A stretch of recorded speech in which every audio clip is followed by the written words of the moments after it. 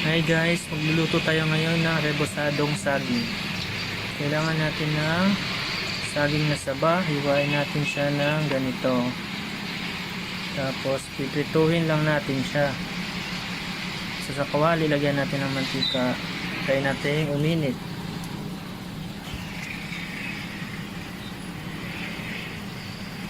So yan, mainit na yung mantika. Hulog na natin yung saging.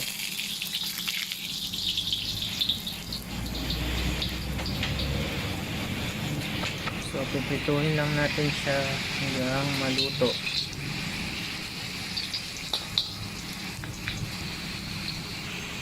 So, ayan guys.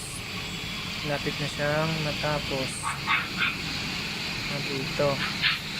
So, pag natapos na siya, lilipat natin siya sa isang plato. Tapos set aside natin.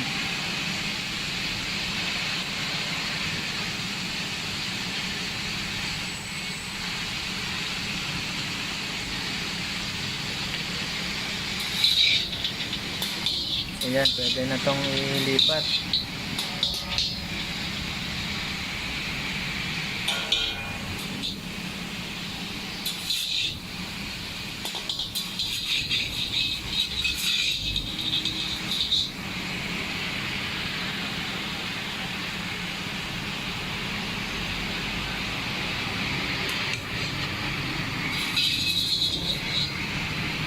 Tapos nito, tanggalin natin yung mantika sa kawali.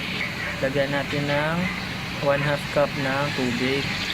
Tapos 5 tablespoons ng wash sugar.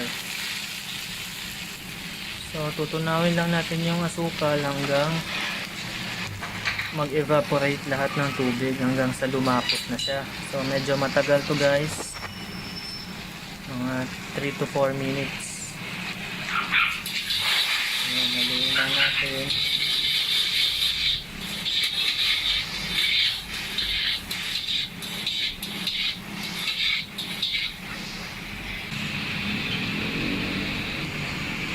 So ayan guys, malapit na to lumapot.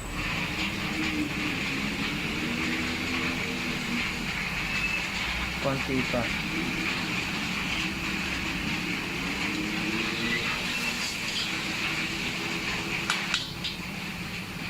So dito, dadahan-dahanin nyo na yung apoy para hindi masunog yung asukal.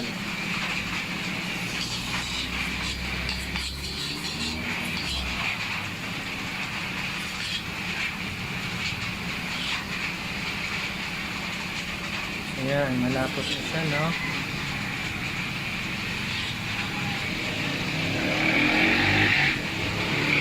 So, pwede na to.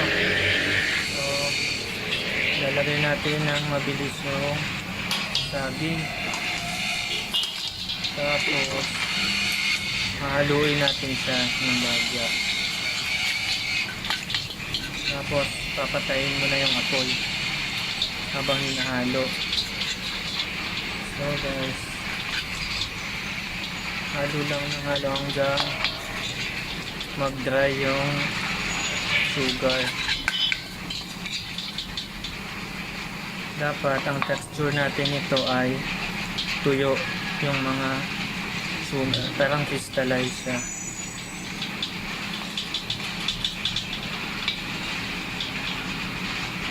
Ayan, paghiwalayin lang natin.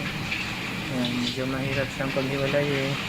Mas maganda kung dalawang kamay yung gamit nito paghalo, lalo na kung maraming saging ang lulutuin.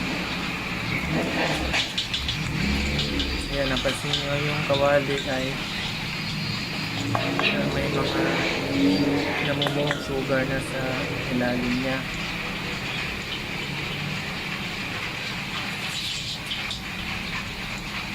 Ayan, halo lang ang halo. Yun nga, may naputol na guys. So tayo, dahan-dahan lang.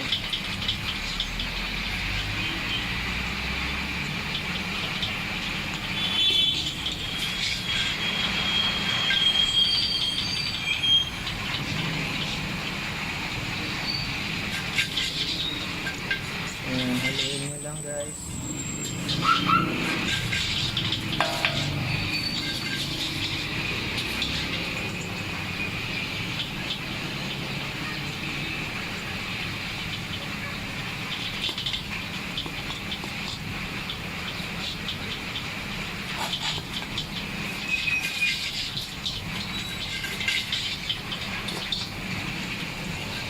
Yan guys.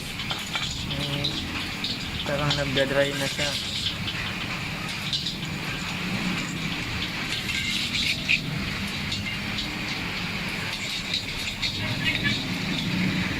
Ayan.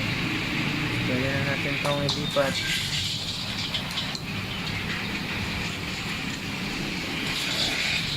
So napansin nyo guys, iba yung texture niya. Hindi gaya sa banana cube.